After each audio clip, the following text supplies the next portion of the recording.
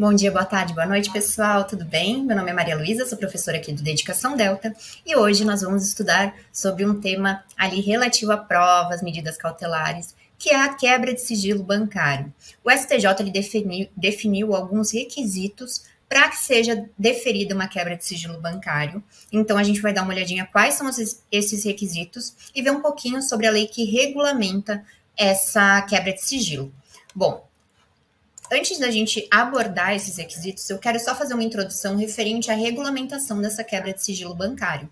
Então, primeiramente, esse sigilo ele vem regulamentado na Lei Complementar número 105 de 2001. Ela é a referência ali para esse sigilo bancário preservado pelas instituições financeiras e para a possibilidade de quebra ali numa investigação criminal, até no curso de uma ação penal, referente ali aos dados bancários, recebimento de valores, envio de valores para outras pessoas, transações bancárias. Então, tudo que refere-se a essas transferências, a valores enviados, recebidos, pessoas que são investigadas ali no sentido de terem recebido dinheiro de forma fracionada, né? Essas suspeitas de lavagem de dinheiro, principalmente, não só de lavagem que se faz essa quebra de sigilo bancário, mas de outros crimes, como a gente vai ver também ali, que tem uma relação nessa lei complementar.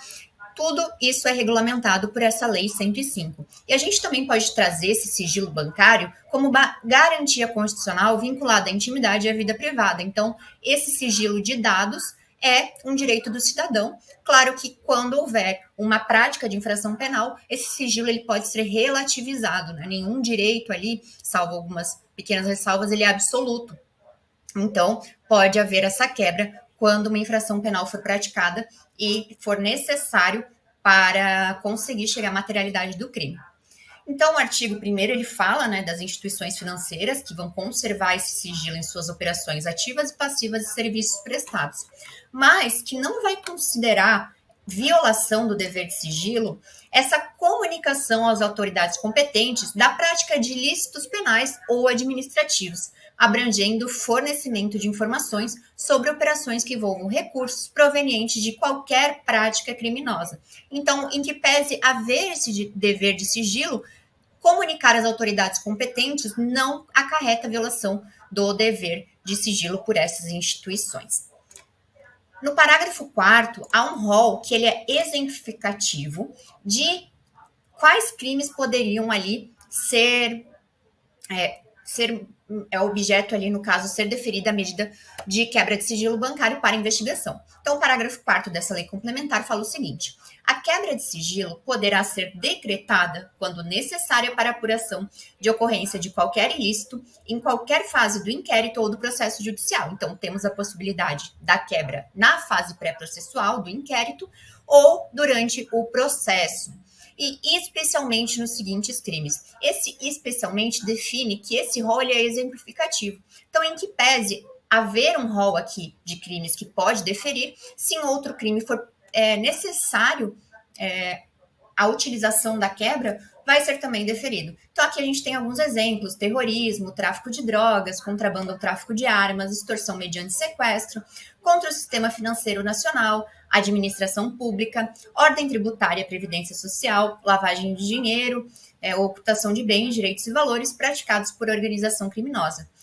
Esse rol, a gente pode ver que tem muito a ver com crimes econômicos, né? Então, lavagem, a extorsão mediante sequestro, que tem a ver também com resgate, crime organizado. Mas eu já vi, na prática, por exemplo, ser deferido em relação a um homicídio, que havia ali transações que precisavam ser avaliadas e foi demonstrada a pertinência entre o crime de homicídio e a necessidade de saber quem tinha recebido valores, enfim. Então, esse rol ele é exemplificativo desde que apresentados ali aqueles requisitos do STJ que a gente vai ver. Então, ingressando já, eu acho importante essa parte inicial, porque a gente não estuda muito essa lei complementar, mas está vindo nos editais, no edital de Santa Catarina, de delegado, veio expressamente essa lei complementar, tá? Veio expressamente na parte de provas sobre a quebra de sigilo bancário e fiscal. Então, acho interessante a gente passar, é uma lei curtinha, e os principais pontos são esses aqui que eu trouxe para vocês. Agora, passando para os requisitos, eu trouxe um agravo regimental aqui do STJ, da quinta turma. No entanto, Várias decisões foi possível observar esses requisitos. Eu trouxe essa porque ela traz até essa introdução, né? O direito ao sigilo financeiro não é absoluto e pode ser mitigado quando houver interesse público por meio de autorização judicial suficientemente fundamentada, na qual se justifique a providência para fins de investigação criminal ou instrução processual penal lastreada em indícios de prática delitiva. Então, lá em 2017 já foi feita essa pontuação da possibilidade de relativizar esse direito ao sigilo bancário quando houver a prática de infrações penais. Os requisitos do STJ foram os seguintes. Agora, a gente tem que prestar atenção porque é isso que vai cair em prova. Esta Corte Superior possui entendimento no sentido de que os requisitos para a decretação da quebra de sigilo bancário podem ser resumidos em... Então, vamos lá. O primeiro requisito, demonstração de indícios de existência de delito. Então, deve-se ter ali indícios mínimos de que um crime foi praticado, seja aquele crime ali do rol do parágrafo 4º, seja um crime que tenha relação e necessite dessa medida, porque ela é uma medida invasiva. Então, existe a necessidade de materialidade ali, de existência do delito, para que se possa deferir, pelo menos um indício mínimo, que há essa prática e seja necessário deferir essa medida. E essa necessidade também é um dos requisitos. É o segundo requisito. Demonstração da necessidade e imprescindibilidade da medida para obtenção de prova da autoria e ou materialidade do delito. Então, essa medida ela deve ser necessária, imprescindível, não... Até nesse agravo foi pontuado pela agravante, mas o agravo ele não foi julgado, mas foi pontuado que não seria a primeira medida,